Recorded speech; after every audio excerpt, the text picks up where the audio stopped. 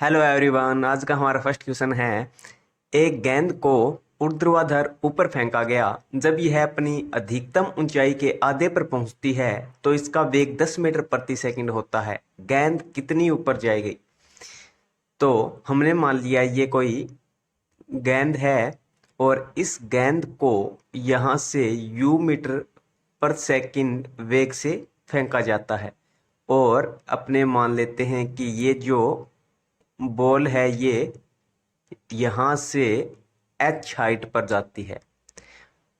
तो हमें ये जो h है ये कैलकुलेट करना है और हमें ये गिवन है कि जब ये अपनी मैक्सिमम हाइट के आधी हाइट पर पहुंचती है, मतलब अपनी अधिकतम ऊंचाई की आधी ऊंचाई पर पहुंचती है, तो इसका जो वेग है वो कितना है? 10 मीटर प्रति सेकंड।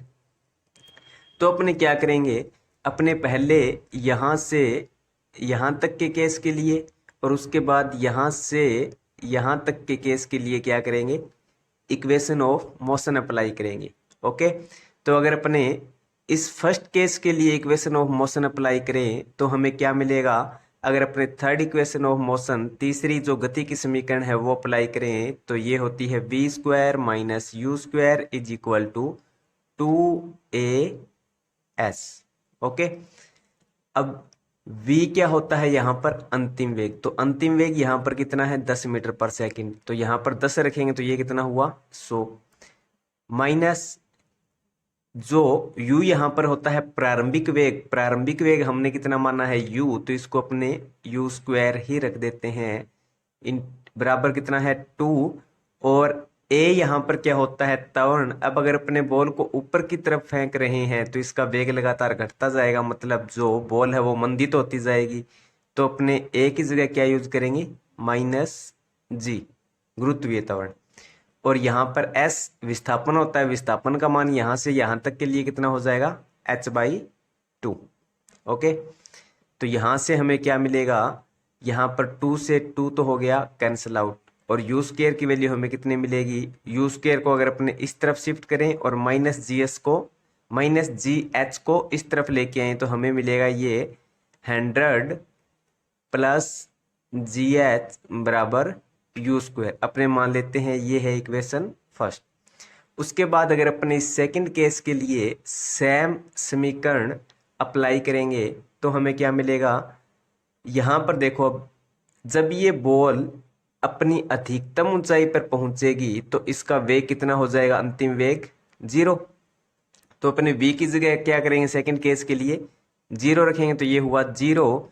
प्रारंभिक वेग तो कितना था? u, तो ये रहेगा माइनस यू स्क्वायर और ये कितना हो जाएगा? 2a की जगह -g। और अब की बार यहाँ से यहाँ तक के लिए विस्थापन कितना है? h, तो ये यहाँ पर अपने क्या रखेंगे? h।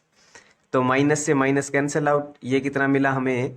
You square is equal to 2gh। ये आ गई समीकरण नंबर 2। अब समीकरण 1 और समीकरण 2 को अगर अपने बराबर करेंगे तो ये कितना होगा? यहाँ पर अपने ये कर सकते हैं ना कि समीकरण 2 में यू स्क्वायर का मान हमें मिला है 2gh, तो ये मान अपने समीकरण 1 में रख सकते हैं। तो हमें कितना मिलेगा?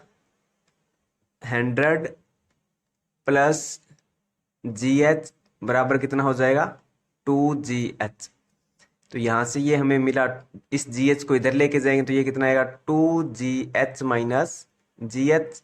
तो ये हुआ 100 बराबर gh। तो h का मान कितना आया? 100 अपॉन g का मान कितना यूज करना है? 10।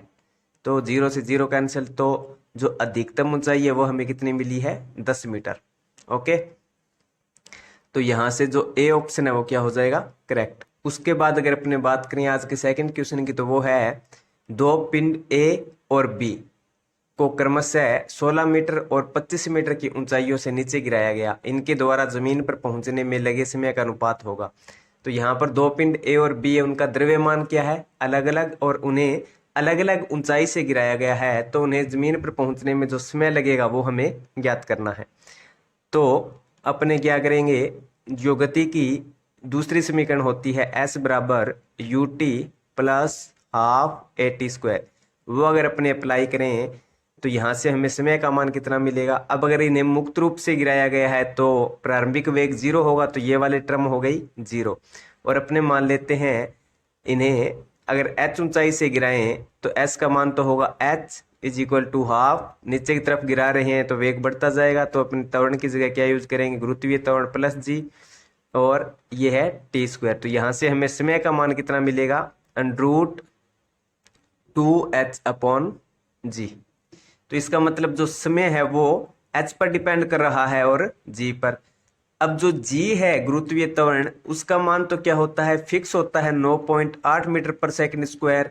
ये तो पिंड के द्रव्यमान पर तो निर्भर करता नहीं है, ये किस पर निर्भर करता है, ग्रह के द्रव्यमान पर। तो यहाँ अगर अपने पृथ्वी की बात करें तो पृथ्वी के लिए क्या होगा, जी का मान फिक्स होगा 9.8 मीटर पर सेकंड स्क्वायर, और दो भी यहाँ पर क्या है, कांस्टेंट। तो इसका मतलब जो समय है वो सिर्फ और सिर्फ किस पर निर्भर करेगा, ऊंचाई की घात 1/2 पर। तो यहाँ से जो हमें समय का अनुपात मिलेगा T1/T2 वो कितना होगा, √h1/√h2। h1 का मान कितना है 16, h2 का मान कितना है 25, तो ये कितना हुआ √16/√25। तो ये हमें कितना मिलेगा 4/5। तो यहाँ से जो सी ऑप्शन है वो क्या हो जाएगा, करेक्ट। उसके बाद अगर अपने बात करें आज के लास्ट क्वेश्चन की, तो वो है 3 भिन्न पिंड जिनके द्रव्यमान m1 m2 m3 है को एक साथ एक ऊंचाई से छोड़ 3 अलग घर्षण रहित पथों से दिया गया। पृथ्वी तल पर पहुंचने पर इनके वेगों का अनुपात होगा। मतलब 3 पिंड दे रखे हैं जिनका द्रव्यमान अलग अलग है और उन्हें समान ऊंचाई से छोड़ा गया है, तो पृथ्वी तल पर पहुंचने पर इनके वेगों का अनुपात क्या होगा। तो जो पृथ्वी तल पर पहुंचते समय जो वेग होता है वो कितना होता है, √2gh, और g यहाँ पर गुरुत्वीय त्वरण, इसका मान तो क्या होता है, फिक्स होता है। ये पिंड के द्रव्यमान पर तो निर्भर करता नहीं है, जी का मान ग्रह के द्रव्यमान पर निर्भर करता है। अगर अपने यहाँ पर पृथ्वी की बात करेंगे तो जी का मान कितना होगा, अप्रोक्स 9.8 मीटर पर सेकंड स्क्वायर। तो इसका मतलब 2 भी यहाँ पर कांस्टेंट, जी भी कांस्टेंट।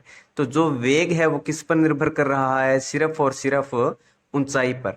तो यहाँ पर तीनों पिंडों को समान ऊंचाई से छोड़ा गया है, तो इसका मतलब इनके जो वेगों का अनुपात होगा वो कितना होगा, 1:1:1, क्योंकि इन तीनों का वेग होगा वो क्या होगा, फिर समान ही तो होगा। ओके, तो यहाँ से जो सी ऑप्शन है वो क्या हो जाएगा, करेक्ट। आज के लिए इतना ही, मिलते हैं नेक्स्ट वीडियो में नेक्स्ट क्वेश्चंस के साथ। धन्यवाद।